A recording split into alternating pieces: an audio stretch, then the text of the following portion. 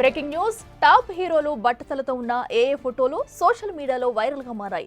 మొదట హీరో ప్రభాస్ బట్టతలతో ఉన్న ఫోటోను ఓ వర్గం ఫ్యాన్స్ రిలీజ్ చేస్తే కాసేపటికి జూనియర్ ఎన్టీఆర్ బట్టతలతో ఉన్న ఫోటోను మరో వర్గం ఫ్యాన్స్ రిలీజ్ చేశారు. ఈ రెండు ఫోటోల విషయంలో ఫ్యాన్స్ ఒకరిపై ఒకరు దుమ్మెత్తి పోసుకుంటున్నారు. మరోవైపు ఇది ఒరిజినల్ ఫోటోనా ఫేక్ ఫోటోనా అని కొందరు ఫ్యాన్స్ గ్రోక్ ని కూడా అడిగారు. మొదట ఇది ఒరిజినల్ ఫోటో అని చెప్పిన గ్రోక్ కాసేపటికి ఇది ఎడిటెడ్ ఫోటో అని ఫేక్ ఫోటో అని తెలిసింది. ప్రభాస్ అభిమానులకు క్షమాపణ కూడా చెప్పింది. మొత్తం మీద హీరోల ఫ్యాన్స్ చేస్తున్న ఆకతాయి పనులు నానా రచ్చకు కారణమవుతున్నాయి.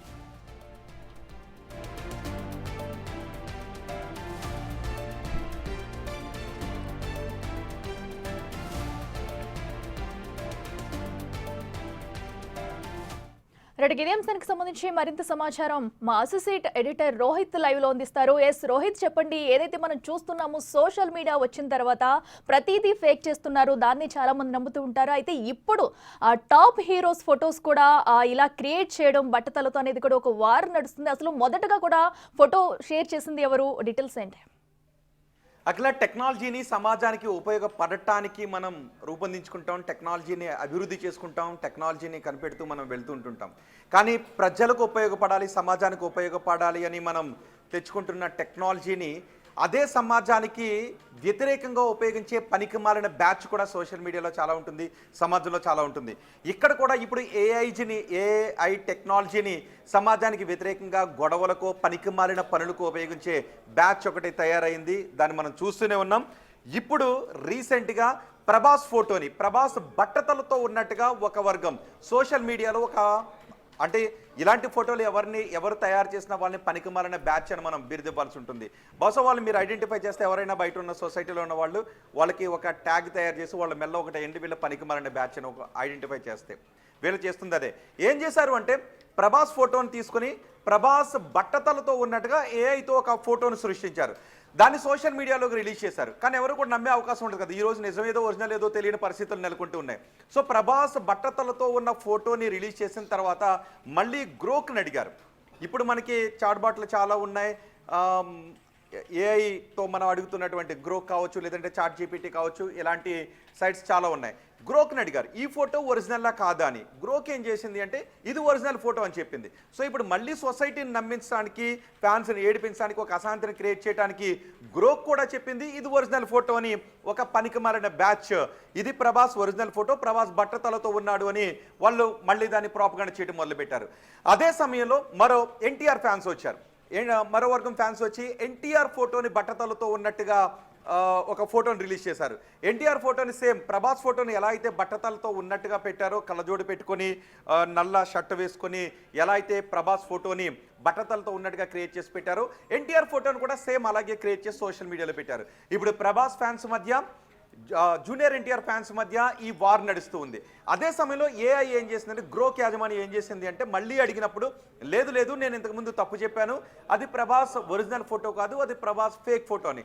నిజానికి సోషల్ మీడియాలో అందుబాటులో ఉన్న సమాచారాన్ని ఏఐ ఆర్టిఫిషియల్ ఇంటెలిజెన్స్తో క్షణాల వ్యవధిలో క్రోడీకరించి అది సమాచారం ఇస్తుంది. సో ఏఐ చెప్పేదంతా కూడా నిజం కాదు. ఏఐ చెప్పే సమాచారాన్ని కూడా మనం సోషల్ మీడియాలో, నెట్లో మనిషి నుంచినటువంటి సమాచారాన్ని అది తీసుకుంటూ ఉంటుంది. సో సోషల్ మీడియాలో ఇలాంటి ఫోటోలు చాలా ఉంటాయి కాబట్టి అలాంటి ఫోటోని తీసుకుని ఇది ఒరిజినల్ ఫోటో అని చెప్పుకుని ఉండొచ్చు. నిజానికి ఏ అనేది వెళ్ళి ఒక మనిషి దగ్గరికి వెళ్ళి టెస్ట్ చేసి ఇది ఒరిజినల్ జుట్టా కాదా, లేదంటే ఇది ఒరిజినల్ థింగా కాదని ఎక్కడికి వెళ్ళి చెప్పదు. కాబట్టి చెప్పింది కదా అని నిజమని చెప్పి మళ్ళీ దాన్ని ప్రోపగండా చేసి ఒక పనికిమాలిన బ్యాచ్ ఇలా తయారవుతుంటుంది. అది ఎవరు తయారు చేస్తారో. ఇప్పుడు ఏమంటూ ఉన్నారంటే ఎన్టీఆర్ ఫ్యాన్స్ ప్రభాస్ ఫోటోని ఇలా తయారు చేశారు అని ప్రభాస్ ఫ్యాన్స్ అంటున్నారు. లేదు, ఎన్టీఆర్ ఫ్యాన్సే ప్రభాస్ ఫోటోని ఎలా చేశారని, ప్రభాస్ ఫ్యాన్స్ ఎలా చేశారని ఒకరి ఫ్యాన్స్ మరొకరు ఇప్పుడు సోషల్ మీడియాలో వార్ చేసుకుంటున్న పరిస్థితి కనిపిస్తూ ఉంది. ఇది నిజంగా వారు ఫ్యాన్స్ చేశారో లేదో తెలియదు, కానీ మూడో వేదిక మీద కూర్చున్నటువంటి కొంతమంది ఫ్యాన్స్ మధ్య చిచ్చు పెట్టడానికి ఇలాంటి పనికిమాలిన ఫోటోలను పెడుతుంటుంటారు. కాబట్టి ఫ్యాన్స్ కూడా ఇలాంటి విషయంలో చాలా సంయమనం పాటించాల్సినటువంటి అవసరం ఉంటుంది.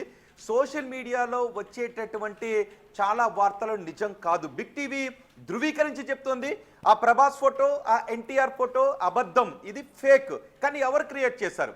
ఒకరు క్రియేట్ చేస్తారు, వీరు క్రియేట్ చేస్తారు, వారు క్రియేట్ చేస్తారని వీళ్ళు ఆరోపించుకుంటున్నారు. ఎవరు క్రియేట్ చేస్తారో మనకు తెలియదు. కానీ ఇదైతే మాత్రం ఫేక్. ఖచ్చితంగా ఈ వార్తను ఎవరు కూడా నమ్మొద్దు. ఇప్పుడు సోషల్ మీడియాలో జరుగుతుంది ఇదే. మనం కొంతమంది హీరోలు ఇంత లావుగా ఉన్నట్టు, వాళ్ళు వృద్ధులైన తర్వాత ఎలా ఉంటారు, ఇలాంటి దౌర్భాగ్యమైనటువంటి ఫోటోల్ని సోషల్ మీడియాలో పెడుతున్నారు. కొన్ని సందర్భాల్లో సరదా కోసం పెట్టేటటువంటి ఫోటోలు వేరు, కానీ సోషల్ మీడియాలో అశాంతిని క్రియేట్ చేసేలాంటి, నిజానికి తమ అభిమాన హీరోని ఎవరైనా ఏమన్నంటే ఫ్యాన్స్ ఊరుకోరు. మరి అలాంటప్పుడు అభిమానుల్ని రెచ్చగొట్టడానికి ఎవరు ఈ పని చేశారు? నిజంగా వాళ్ళపైన కేసులు పెట్టాల్సిన అవసరం ఉంటుంది.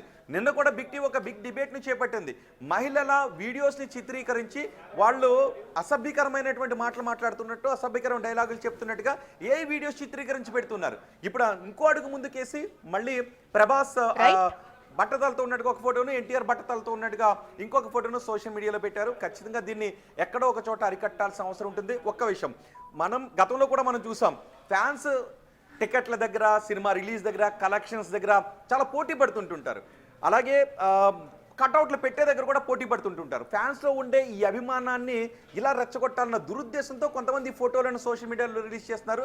దయచేసి ఫ్యాన్స్ ఎవరు కూడా ఇలాంటి ఫోటోలను పట్టించుకోకండి. కుదిరితే పోలీస్ స్టేషన్లో కంప్లైంట్ ఇవ్వండి.